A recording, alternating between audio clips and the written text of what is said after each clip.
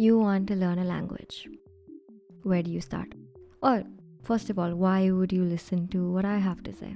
If you're new here, hi, my name is Ria, and I'm kind of obsessed with learning languages. I have studied or am currently studying Korean, Japanese, French, Malayalam, Konkani, Kannada, and lots of other languages. Although I am the most confident in my Korean, 그래서 주로 한국어로 영상을 올리기는 하는데 today we are just going to be talking about how to learn any language that you want to.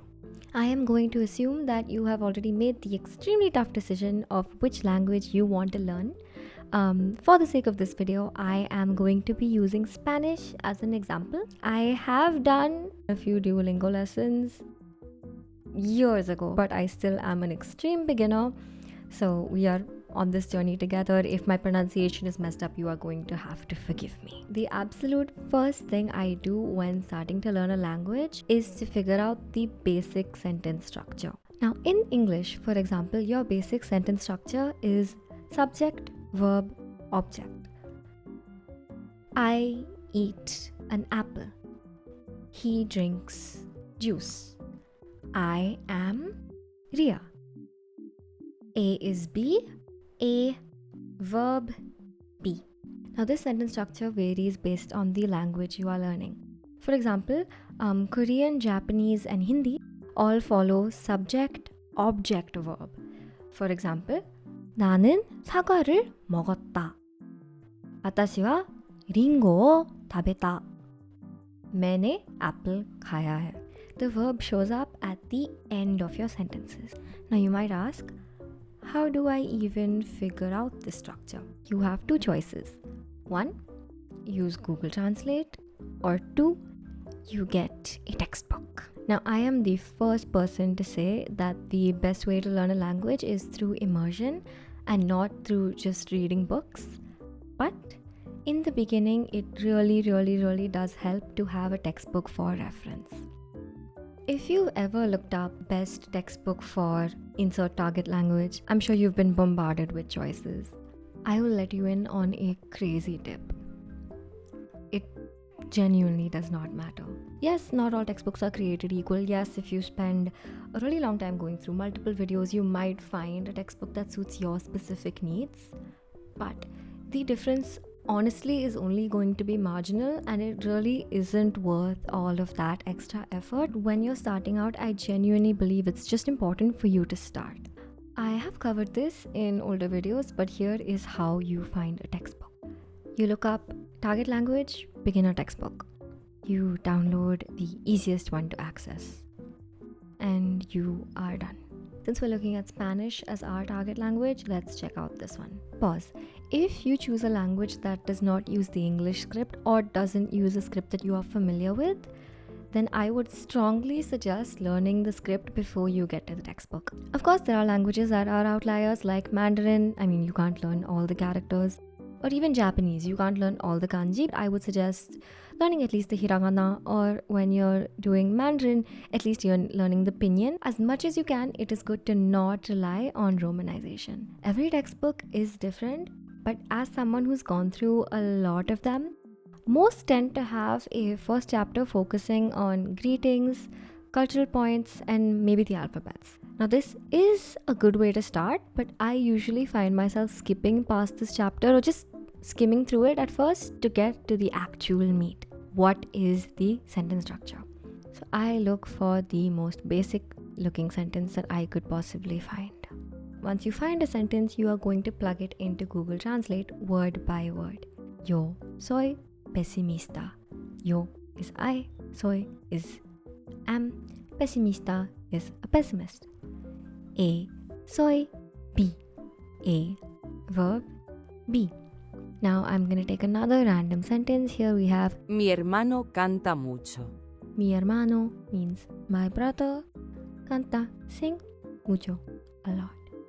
My brother is followed by a verb.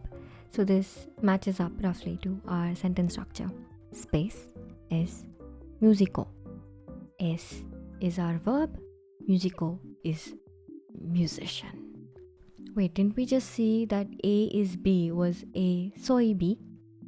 Where did is come from.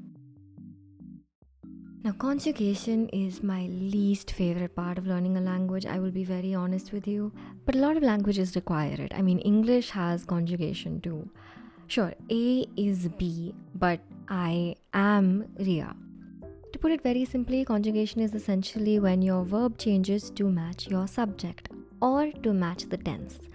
Some languages, for example, Korean, Japanese, your verb doesn't change according to your subject, it only changes according to your tense. Then some languages have formality, then some languages also have gendered verbs. Like this, there are many quirks you are going to come across while you're learning your language. Just like I am going to do with conjugation right now, we are going to note and push aside. This applies to any other quirk you find. We do not need to deep dive into anything right now. We just need to be aware that this specific aspect of the language exists. Now, could I have just figured out this structure by typing I am happy into Google Translate or A is B into Google Translate? Yes, I could have. But I would not have a resource that I can now refer to going forward, and I wouldn't have had the context of the other sentences. If you are low on time, if you want to speedrun this, just use Google Translate and figure out your sentence structure. Now, after you're done with your basic structure, there are 2 steps you can take going forward. Whichever one you choose to do first depends on the time you have, your current mood, and your language learning style. Let's look at the first one. It's time for surgery. I believe the best way to learn a language is to dissect it. Ella no es doctora. So from our basic structure, we know that ella is doctora, is she is a doctor. Now we know that putting a no before your verb is a way to negate it. Now, for the sake of not focusing on just one single language and just showing you how you can use this with other potential target languages, I'm going to look up Chinese example sentences. Please do not say anything about the pronunciation. This is just for the sake of an example. So I found a sentence that says 他在吃水果. Now, looking at our basic sentence structure, 她吃水果. She eats a fruit. We've added 在 in the middle. 她在吃水果. When we translate all of these words separately, 她 is her, 在 is to exist, 吃 is to eat, 水果 is fruit.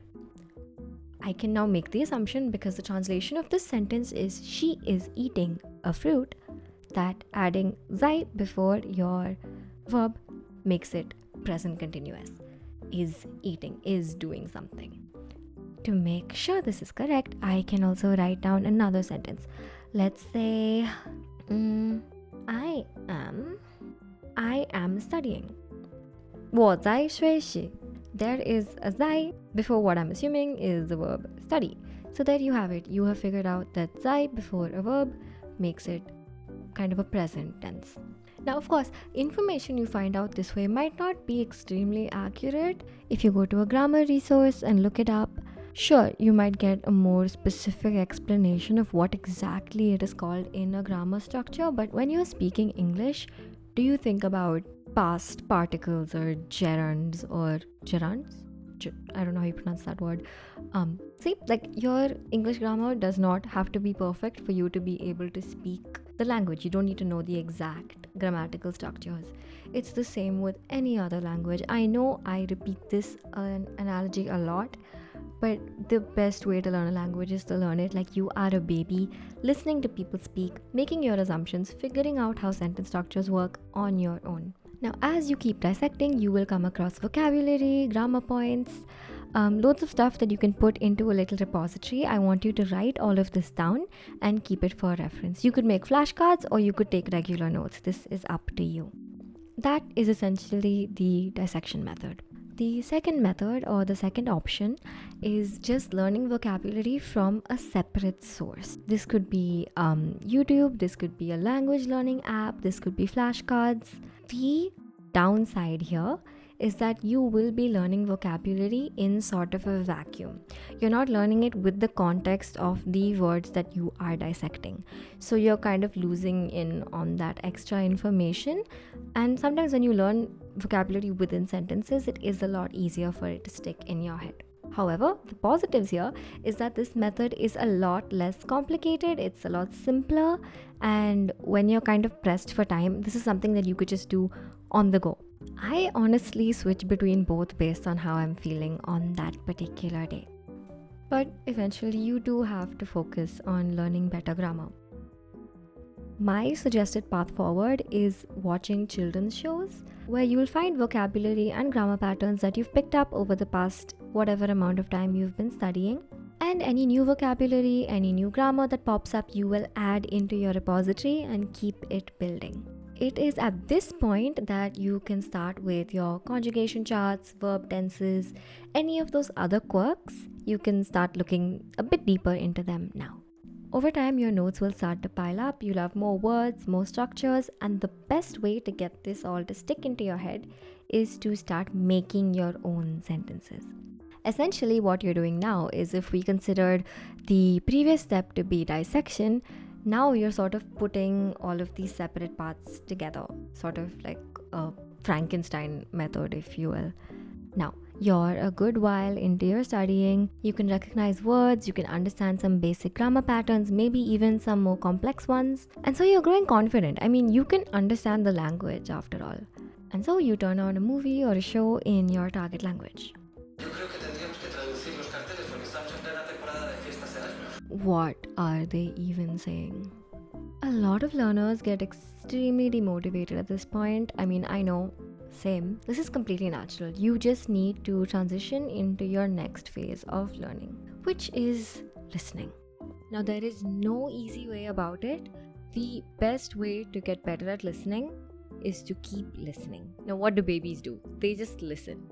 They listen and listen and listen to the people around them and slowly pick up the language through context clues. Now, unfortunately, we aren't babies, which is tragic for many different reasons. And also, we most probably are not surrounded by people who speak our target language. Unless you are, in which case, lucky you. But I'm assuming a majority of us do not have that environment around us, and hence we need to create that environment for ourselves. Now, how do I do that? You watch shows, you watch YouTube videos, you listen to podcasts, you do whatever you can to make sure that a lot of your day, a big chunk of your day, you are listening to your target language. Whenever you have free time, or maybe when you're doing chores, when you're cleaning up the house, have something running in that target language, even in the background, just so that you are constantly listening. Okay, quick FAQ regarding listening to learn a language. First of all, how do I understand without subtitles? If you want to start out with subtitles in your native language, if that makes you feel more comfortable, go ahead. But eventually, you do have to switch to subtitles in the target language. What does this mean? If you're learning Spanish, you need to watch with Spanish subtitles. How do I understand? You need to look up the words. I know it's annoying, but would you rather just be learning vocabulary out of a book? All things considered, it's not that boring of a study method, and if you are willing to put that little bit of more effort into watching it with target language subtitles, your learning is going to be accelerated by, I would say, 80 to 90%. Question number 2, do I need to take notes? If you have the energy to, then yes, please do, but honestly, it does get tiring after some time, and I would much rather have you just watch content rather than get burnt out because of the notes. So short answer, if you can, please do. If you can't, don't. It is not necessary, but it is good. I would much rather you keep consuming content regardless of whether you have the energy to take notes or not. Question number 3, what if I get too invested and stop thinking about learning the language? And congratulations, you're doing it right. Once you stop having to focus on the subtitles and can just watch the content with understanding maybe not everything, but a majority of what is happening, enough to understand the overall narrative, you are already on the path to success. Now let's say I keep following this path and eventually I reach a point where, wow, I can understand a majority of what is being said. I suppose I can move on to having conversations now. ¿Te gustan los deportes? Los what? probably the hardest part of learning a language, especially if you're not really that great at speaking, even in your native language, like me, or even if you are an extremely extroverted and confident person. Not being able to form your thoughts into sentences in a new language can make you lose that confidence, and it can make it harder to try to speak. Now, very much like listening, there is one major thing you can do to get better at speaking, which I'm sure you can already guess. Say it with me: speak more. On second thought, actually, there are two things that can make you better at speaking, that is, speaking more and listening more. I know, groundbreaking. You heard it here first. It really is that simple. If you want to get better at speaking, you need to continue to speak, which is, of course, a lot easier said than done. Firstly, who do you practice with? Now, in my opinion, the best way to practice speaking is with a paid tutor. This is someone who can speak the language as a native or at native level fluency, and someone who is incentivized and obligated to point out your mistakes and help you get better. Now, negatives, of course, a tutor can be expensive, and not everyone is looking to spend money on their language learning journey. I know I didn't when I started. I was completely self-taught, completely learning through free methods, and so this is not something you should feel obligated to do.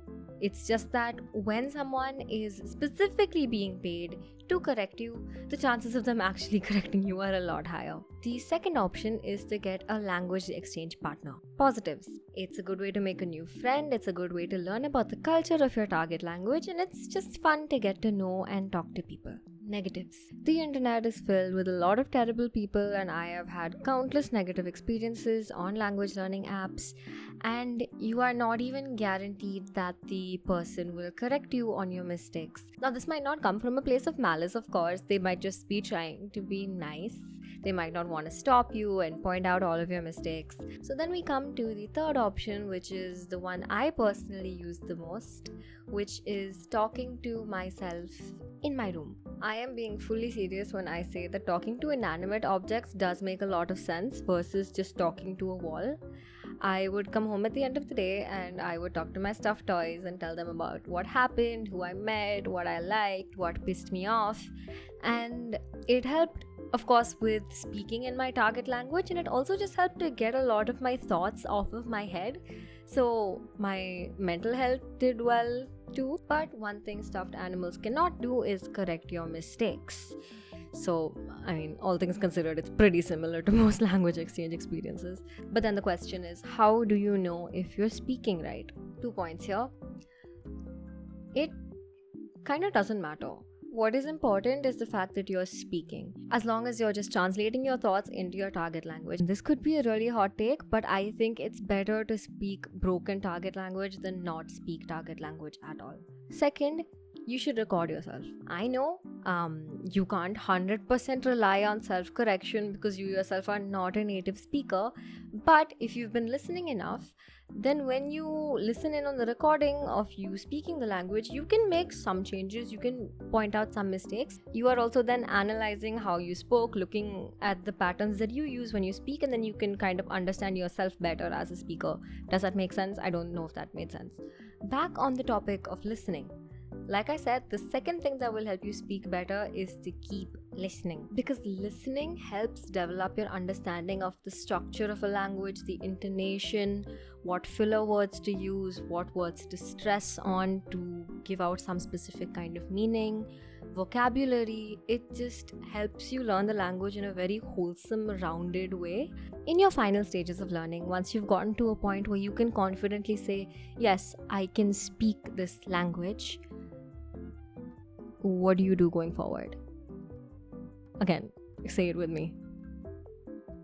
Keep listening. Of course, I mean, keep speaking too, keep writing, keep reading. But if you had to hone in on just one specific skill, if you don't have enough time in the day, listening is your best bet going forward, especially once you've reached a sort of intermediate to advanced level where you can have conversations in the language. Listening is your best bet. I know I said listening was your best bet when you're beginning as well. I think I should just say listening is your best bet in general. Like I said, how babies learn a language, they just keep listening. Again, they keep speaking, they keep writing as well, but those are all auxiliary Is that what auxiliary means? They all sort of come second to the main meat of your learning, which is listening. Now, that is how you learn a language, but I think you might have noticed I did not mention at any point timelines or goals. Everything that I mentioned in this video could take you a year, 2 years, 3 years, 4 years, 5 years. It really depends on so many different factors. First of all, the difficulty of the language, how much time you have to study each day, how close this language is to another language that you are currently speaking. And so I just will give you one piece of advice on timelines, and that is, unless you have a specific reason to really fast track and speedrun your learning, you should take it slow. I say this because of 2 reasons. I feel like the longer you spread out your learning sessions, the easier it is for your brain to retain the information. And also because the slower you go, the easier it will be to stay consistent and not burn out. And consistency is the key to learning a language. You can study for an hour a day or 2 hours a day or 3 hours a day for like 2 or 3 weeks. That will not even hold a candle to what you will be capable of doing if you study for 5 or 10 minutes every day for a year.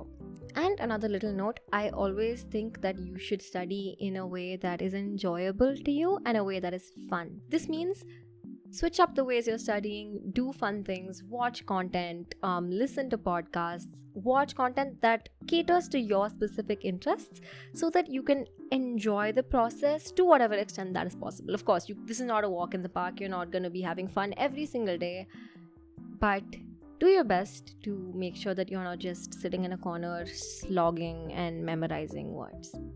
I hope this video is of help to you. I think it is a bit longer than I was expecting it to be. I actually do have a lot more thoughts, but I'm going to hold them in for the sake of brevity. And yeah, I really wish you the best of luck with your language learning journeys. I know it can be a little scary when you're starting out, but the process really does become more enjoyable as you go. Like I just said, just keep a good pace, stay consistent, enjoy the process, and with good time, you will definitely be able to reach your goals. Thank you for watching. Bye-bye.